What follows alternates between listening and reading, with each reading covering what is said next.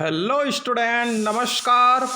मैं हूं विजय दिवाकर और आप देख रहे हैं हमारा यूट्यूब चैनल विजय दिवाकर में आप सभी का स्वागत है। हेलो स्टूडेंट, मैं आपको बताने जा रहा हूं कक्षा 12वीं हिंदी दिसंबर असाइनमेंट का बेहतरीन आंसर। सबसे पहले आंसर हिंदी का हमारी चैनल के माध्यम से कक्षा 12वीं हिंदी दिसंबर असाइनमेंट का उत्तर ध्यान दीजिए। यहाँ पर प्रश्न पहला है, भ्रातृ शोक में हुई राम की दशा को कवि ने प्रभु की नर लीला की अपेक्षा सच्ची मानवीय अनुभूति के रूप में रचा है।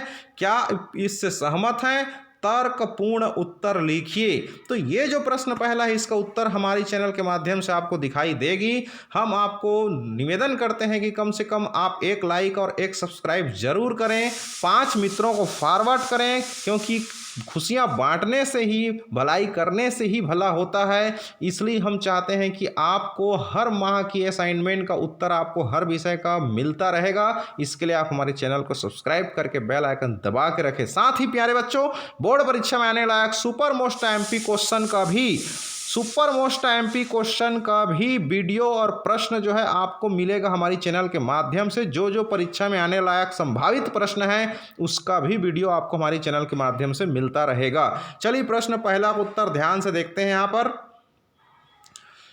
आप सभी जानते हैं कि त्रेता युग में भगवान विष्णु का अवतार राम के रूप में हुआ और भगवान श्री राम ने इस धरती पर मर्यादा की स्थापना किए, इसलिए भगवान राम को मर्यादा पुरुषोत्तम कहा जाता है।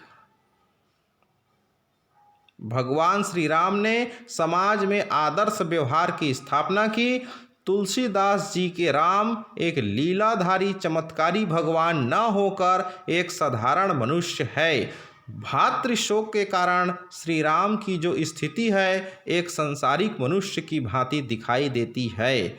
आप जानते हैं रामायण में भगवान राम जो है भातृशोक, एक तो भरत की वजह से कहना चाहिए उनको, भरत से मिलाप के समय, भरत से वियोग के समय भी वो दुखी थे। लक्ष्मण को जब शक्ति बाण मिला था मेघनाथ की वजह से, तब वो दुखी थे कहना चाहिए। तो यहाँ पर उनके जीवन में जो शोक है उसको कहना चाहिए तुलसीदास जो है उससे कोई किसी प्रकार के चमत्कार की अपेक्षा नहीं रख रहे हैं। यहाँ पर तो हम ये बता रहे हैं, यहाँ पर तुलसीदास अपने इष्ट भगवान से कोई चमत्कार की अपेक्षा नहीं रखते। कवि ने दुख में व्यथित राम के मुख से वे सभी सांसारिक चिंताएं लोगों के व्यवहार को आदि को चिन्हांकित कराया है, जो ये साबित करती है कि तुलसी के राम एक लीलाधारी रूप न होकर एक आदर्श साधारण व्यक्तित्व रूप के व्यक्ति हैं। तुलसीदास जी ने राम के व्यक्तित्व को एक साधारण आदर्श मानव के रूप में व्यक्त किया है। तुलसीदास जी जानते जरूर हैं कि राम ही परम ब्रह्म भगवान है, परंतु एक साधारण रूप में व्यक्त करके इस धरती पर राम ने मर्यादा की स्थापना की है। वो हमारे ज़िंदगी को सफल बनाने के लिए राम की व्यक्तित्व को धारण करना हमारे ज़िंदगी में सुख, शांति और समृद्धि की स्थापना करने वाली तथ्य है।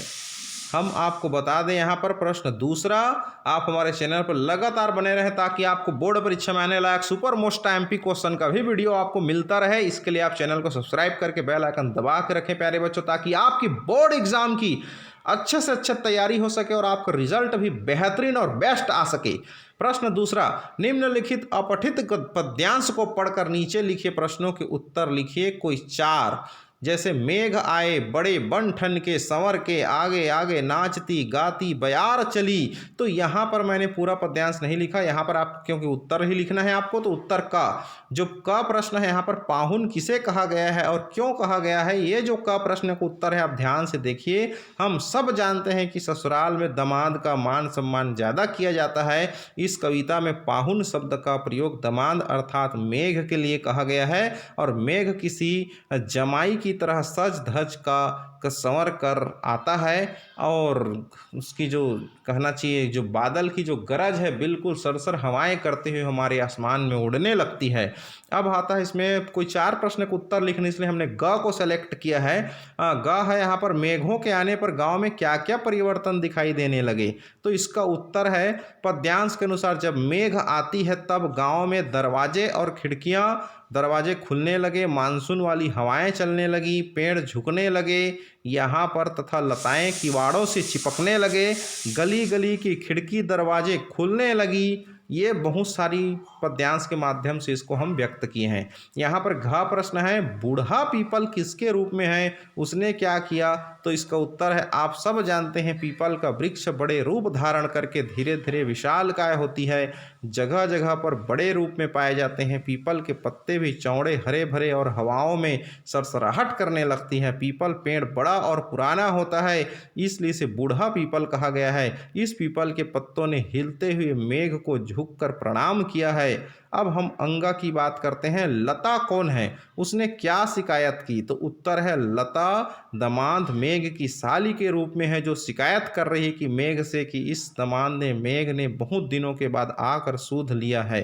तो इसी तरह से ये हो गया अंगा प्रश्न। अब आता है प्रश्न तीसरा, जन्मजात धंधों में लगे श्रमिक कार्य कुशल क्यों नहीं बन पाते, इसका कारण लिखना है। तो हम आपको यहाँ पर बता दें कि जिन लोगों को जाति प्रथा के कारण जबरदस्ती अपना काम धंधा अपनाना पड़ता है वे कार्य कुशल नहीं बन पाते हैं। इसका कारण यह है कि वे कार्य रुचिपूर्वक न करके मजबूरीवश करते हैं। जबरदस्ती किए जाने के कारण वे दुर्भावनाग्रस्त हो जाते हैं, इसलिए वे कार्य को करने की बजाय टालते हैं। उनका काम में दिल दिमाग नहीं लगता है, इसलिए वे अपनी क्षमता से बहुत कम काम निकाल पाते हैं। समय परिवर्तनशील है, कोई भी व्यक्ति जन्मजात धंधों में ही लगा रहेगा तो तरक्की भी नहीं कर पाएगा, क्योंकि आधुनिक मशीनीकरण के कारण पुरानी धंधा में कमी आ जाती है। तो इस तरह से यहाँ पर अब प्रश्न चौथा का उत्तर, निम्नलिखित अपठित गद्यांशों को पढ़कर पूछे गए प्रश्नों के उत्तर लिखिए। जैसे यहाँ पर अपठित गद्यांश को हमने नहीं लिखा, डायरेक्ट हमने प्रश्नों को उत्तर बता दिए। इसमें 5 सवाल हैं आपके। उत्तर क प्रश्न का उत्तर है, समाज के भ्रष्ट होने पर शिक्षकों ने युग सर्जक युग निर्माण समाज निर्माण की भूमिका का निर्वाह बखूबी से किया है। तो क का उत्तर आपकी स्क्रीन पर है, ध्यान से देखिएगा प्यारे बच्चों, स्क्रीनशॉट लेकर आप लिख सकते हैं। अगर आप हमारे चैनल में पहली बार देख रहे हैं तो आपसे गुजारिश है कि कम से कम एक लाइक कर दीजिए, कम से कम एक थैंक यू बोल दीजिए। आप चैनल को सब्सक्राइब करके बेल आइकन दबा दीजिए, ताकि आपके सब्सक्राइब करने और आपके थैंक यू बोलने से, आपके लाइक करने से हमारी ऊर्जा बढ़ जाएगी। आपका तो कोई किसी प्रकार का नुकसान तो नहीं होगा लाइक करने से, लेकिन हमारी ऊर्जा बढ़ेगी और आपके लिए हम फिर से नए उत्साह के साथ फिर से अच्छे से बेहतरीन असाइनमेंट आपके लिए फिर हम बना सकेंगे नेक्स्ट महीने का। साथ ही हमारी चैनल द्वारा बोर्ड परीक्षा में आने लायक सुपर मोस्ट आईएमपी क्वेश्चन का भी प्रश्न और उत्तर तैयार कर रहा है। इसका वीडियो का नोटिफिकेशन आपको मिलेगा, इसलिए आप सब्सक्राइब करके बेल आइकन दबा के रखें। अब बात करते हैं यहाँ पर ख उत्तर के बारे में। तो उत्तर ख है, जीवन मूल्यों की रक्षा का भार शिक्षक पर आता है।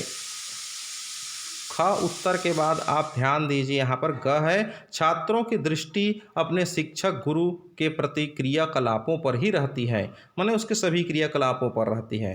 यहाँ पर फिर पद्यांश के अनुसार घ है, छात्र अपने अपने शिक्षकों की बातों को महत्वपूर्ण मानते हैं। अब घ के बाद आता है उत्तर अंग, शिक्षकों द्वारा अपने छात्रों को छोटी छोटी नीति परक कथाएं सुनाकर उनमें जीवन मूल्यों का बीजारोपण करना आवश्यक है। संस्कार और नैतिक शिक्षा अपने छात्रों को देना प्रत्येक शिक्षक का एक परम कर्तव्य है। उसके पश्चात हम आपको बताने जा रहे हैं यहाँ पर प्रश्न 5वां, जाति प्रथा को श्रम विभाजन का ही एक रूप न मानने के पीछे अंबेडकर जी के क्या तर्क हैं, लिखिए। तो यहाँ पर उत्तर है, जाति प्रथा को श्रम विभाजन का रूप न मानने के पीछे निम्न तर्क था। पहला है, जाति प्रथा श्रम विभाजन के साथ साथ श्रमिक विभाजन भी कर देती है, यह अंबेडकर जी के अनुसार। दूसरा बिंदु है, जाति प्रथा श्रमिकों का अस्वाभाविक विभाजन ही नहीं करती बल्कि विभिन्न वर्गों को एक दूसरे की अपेक्षा ऊंच नीच भी करार देती है। तीसरा, मनुष्य के प्रशिक्षण अथवा उसकी निजी क्षमता का विचार किए बिना माता पिता के सामाजिक स्तर के अनुसार पहले से ही गर्भधारण के समय से ही मनुष्य का पेशा निर्धारित कर दिया जाता है। चौथा, प्रतिकूल परिस्थितियों में भी पेशा बदलने की स्वतंत्रता नहीं होती है। तो हमारी चैनल के माध्यम से आप लोगों ने अभी देखा, आप सभी को बहुत बहुत धन्यवाद, बेस्ट ऑफ लक। और हम आपको बताने जा रहे हैं कि हमारी चैनल द्वारा परीक्षा में आने लायक मोस्ट इम्पॉर्टेंट क्वेश्चन, प्रश्न, हिंदी का, अंग्रेजी का, फिजिक्स, केमिस्ट्री, आपका बायोलॉजी का, आर्ट्स के सारे सब्जेक्ट, समाजशास्त्र, भूगोल वगैरह, नागरिक शास्त्र, कॉमर्स के सारे सब्जेक्ट वगैरह सभी विषयों की परीक्षा में आने लायक सुपर मोस्ट आईएमपी क्वेश्चन का प्रश्न और उसके उत्तर का वीडियो लाने जा रहा है, हमारे चैनल के माध्यम से प्रकाशित होगा। इसलिए आप हमारे चैनल को सब्सक्राइब करके बेल आइकन दबा के रखें ताकि आपको पल पल की वीडियो हमारे चैनल से मिलता रहे और आपकी बोर्ड परीक्षा की तैयारी जो है अच्छे से हो सके और आपका एक बेहतरीन रिजल्ट आ सके। तो प्यारे बच्चों, नव वर्ष की शुभागमन होने जा रही है, 2021 में हम प्रवेश कर रहे हैं। इसलिए आप सभी प्यारे स्टूडेंट को, मेरे सभी फॉलोअर को, मेरे सभी सब्सक्राइबर को, सभी स्टूडेंट को ढेर सारी शुभकामनाएं, बहुत बहुत हार्दिक बधाई। Happy happy many many happy new years. Thank you so much.